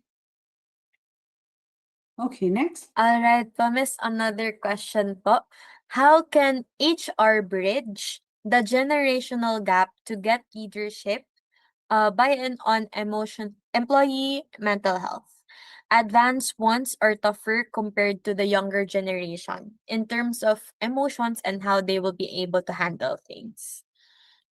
That's Yeah, the question po, that's a huge generational gap. Not we really need to help them see how different the younger generation view mental health and mental health support. Okay, sometimes it even affects the reputation of the company. Sometimes that's what they look at. Does this company, or sometimes you don't even have to search, they can just look at social media and stuff like that, or people say things about the company, they just ask. So it affects the reputation of the company when the well-being is not being supported. And for the younger generations, they shy away from those companies. That's why we have to show the leaders the effect of it. Maybe you can show them that one and how the younger generation values the support for mental health. And there are so many studies that can help support that statement about the younger generation, and that they do really value. And there are many studies on that one that you can look up also to support your claim, to help with the leaders that don't see that. Okay. Alright po. Thank you very Okay. much po again, Miss Tere, for answering that question po. So I hope that answers your question po. So another question po, there is a concern that was raised, Miss Tere, which is if we focus on mental health, it may weaken the resilience of workers or make mental health the reason to tap out of the responsibilities. What is your take po, Miss, regarding that matter? Again, can you repeat that? There is a concern po, miss, that was raised, which is if we focus on mental health, it may Mhm. weaken the resilience po of the workers or employees, Weakens the resilience. or make mental health the reason po to tap out of the responsibilities po. What is your take po regarding that matter? It depends on the concern, the well-being concern. When you say it weakens the resilience, no? Does it actually, the mental health concern, does it actually weaken the resilience? If it does, then maybe that employee needs help, okay? In terms of resilience building, okay? Maybe there's a lack of that one, okay? And in terms of making that like an excuse, is that the one? Was that the question, Ms. Nika? Yes po, miss. The Mhm. usage po for the mental health issues Use. po.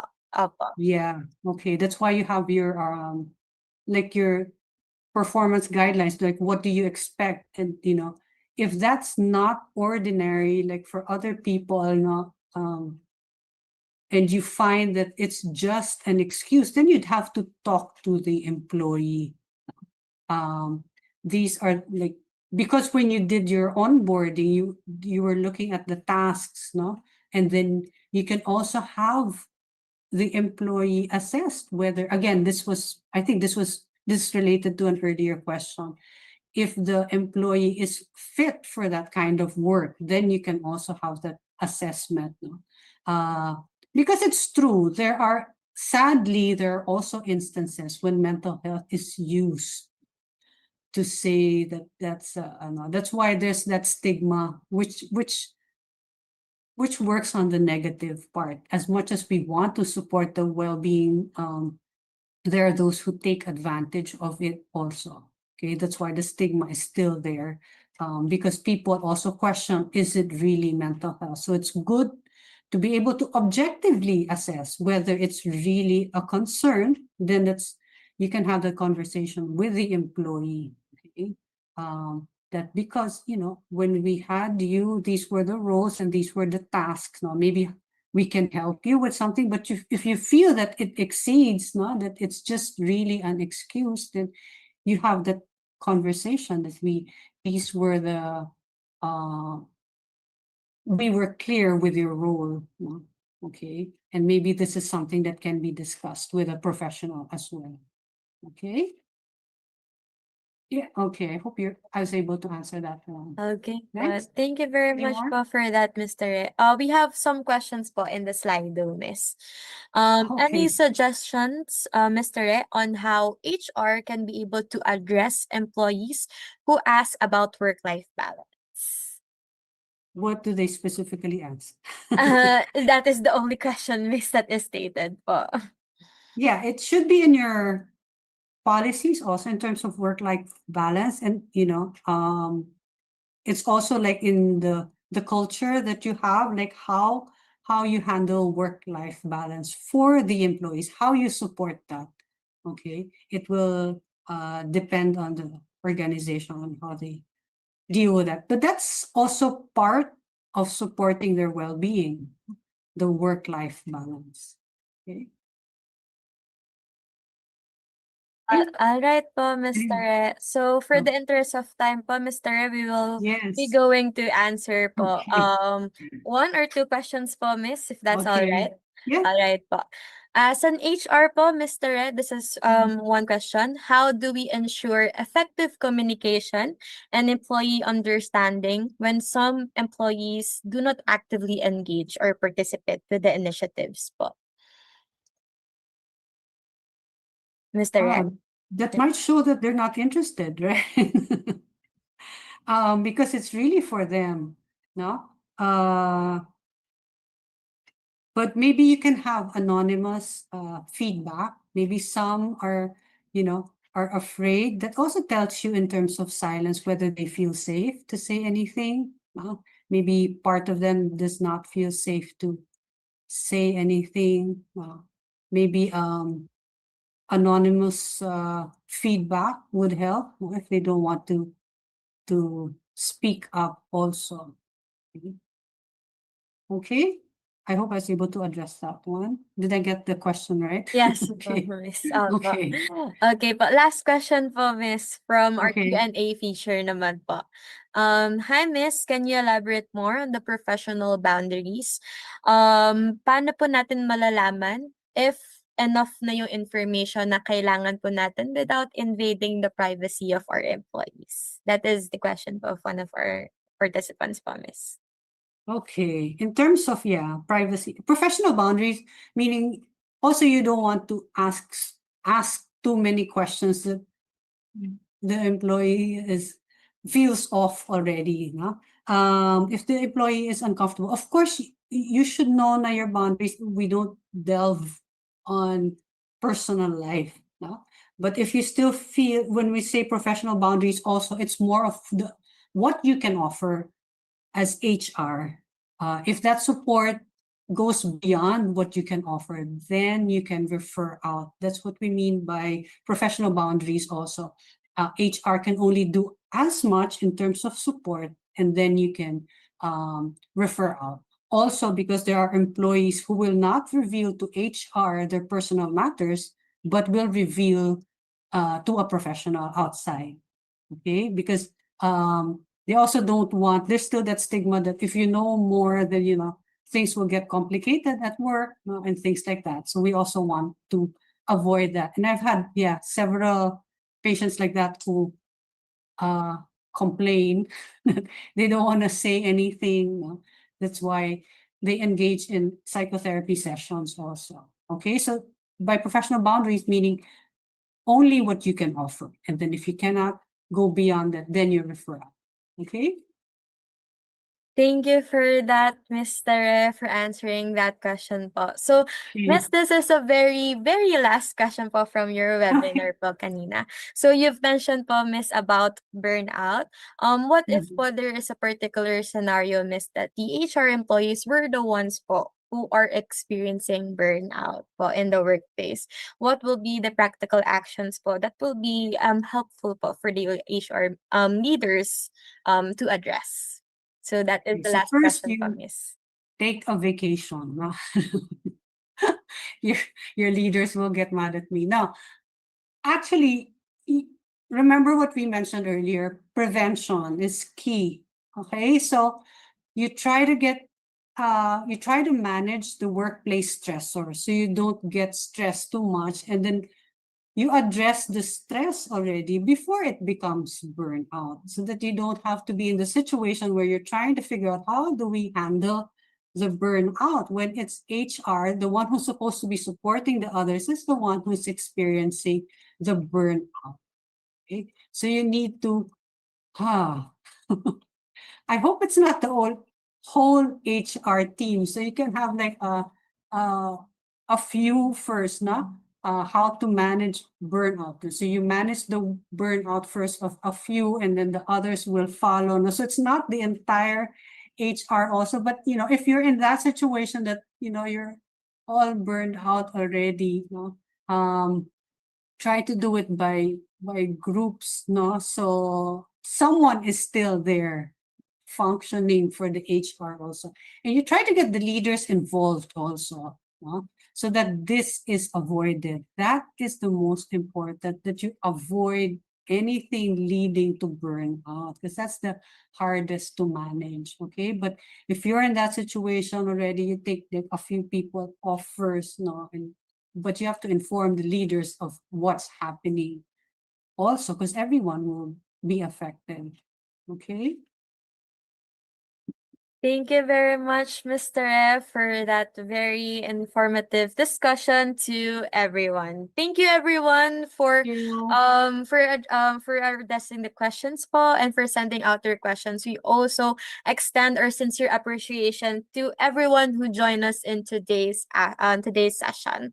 And of course, to Mr. F for generously sharing your expertise and for answering our participants' questions today. So we hope today's webinar has reinforced the important role of HR professionals, not only in managing people practices, but also in leading organizational change that prioritizes psychological health and employee well-being. And as workplaces continue to evolve, creating mentally healthy organizations which requires intentional leadership, compassionate policies, and genuine commitment to supporting people through both challenges and opportunities. And that is why, before we conclude in today's session, we would like to everyone to ask for a few minutes of your time to accomplish this post-session feedback form. Your responses are very important to us as they help us to understand your experience and, of course, to continuously improve our future programs to better meet your needs. Also, you may also take the screenshot of the slide currently being displayed for your future reference, as this contains the QR code and the link for the feedback survey form. Kindly note that the certificate of participation will also be released upon the completion of the feedback survey, so we encourage everyone to submit the responses before leaving the session for today. And if, of course, if there's one message we'd like to leave with you today, and that is this: every meaningful organizational change begins with people. HR leaders are uniquely positioned to shape workplaces where employees feel psychologically safe, as mentioned as Mr. a while ago, empowered, and able to thrive. By embedding mental health into leadership practices, organizational systems, and everyday conversations in our workplace, we move beyond simply by responding to their challenges, but by also begin building workplaces where well-being becomes part of our workplace culture. Once again, thank you very much, Mr. Re, to PMAP and to Empath team, and most especially to all of you, our participants today, for spending your afternoon learning with us today. And we hope to see you again in upcoming PMAP webinar sessions. Thank you, everyone, and have a wonderful day ahead. Thank you very much po. Maraming salamat, everyone.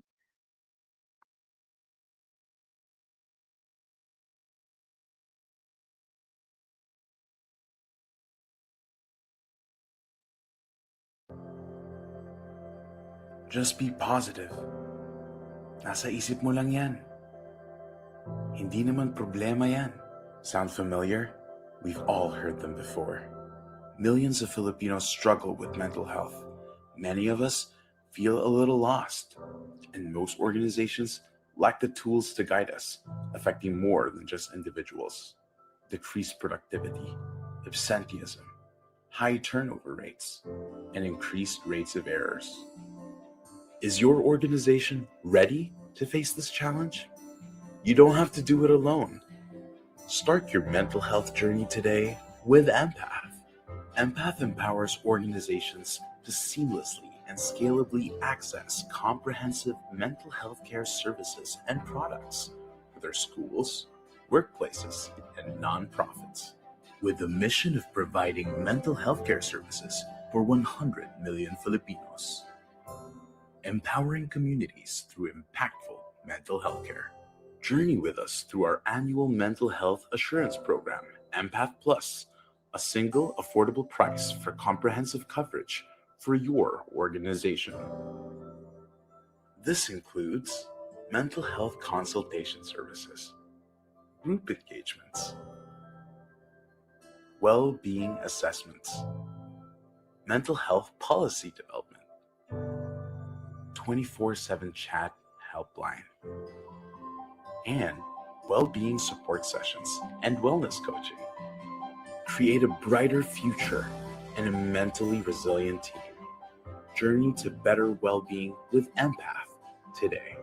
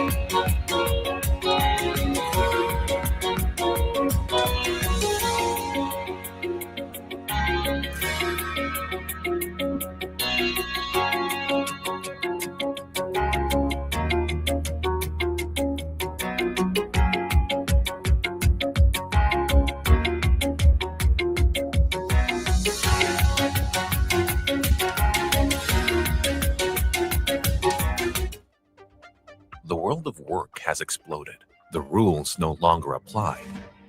AI is labor. Jobs are shifting. Trust is fractured. Careers are fluid. Day 1. Disruption. The old systems are breaking. What's next? Linear careers, full-time jobs, legacy HR models, all crumbling under the weight of change. HR must map the talent ecosystem and reclaim relevance in an increasingly fragmented world. Welcome to the Unconference Labs. No slides, no panels. This is real-time AI-powered co-creation. Bold questions and ideas emerge as digital networks connect insights.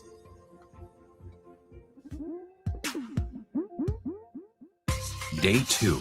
Design. Stop reacting. Start architecting. Every choice you make builds the future of your organization, reshapes culture, and redefines human experience. HR becomes the architect of the AI-augmented adaptive organization. In Deep Dive Studios, you won't just talk theory, you'll test real-world scenarios. You'll explore what-if futures and co-create innovative workforce solutions with global experts. Day 3. Destination. Designing human-centered AI-augmented systems. HR becomes the force that builds a future-ready organization where every career path is fluid, flexible, and adaptable to change. Test, fail, refine, repeat. Build the next era of work today. Design sprints give you the power to rapidly prototype cutting-edge HR solutions and test them in real time. Apply human judgment and AI intelligence to build flexible, scalable systems. 3 full days, 3 levels of leadership transformation. This is the future of work. This is the future of HR. Are you ready to lead it? Join us at the Marriott Grand Ballroom, October 21 to 23, 2026. Disrupt, design, deliver. Where humans drive change, technology amplifies it, and HR becomes the force that powers the future of work. Powering the next HR shift, disruption, design, destination. The PMAP Annual Conference 2026. The future of HR.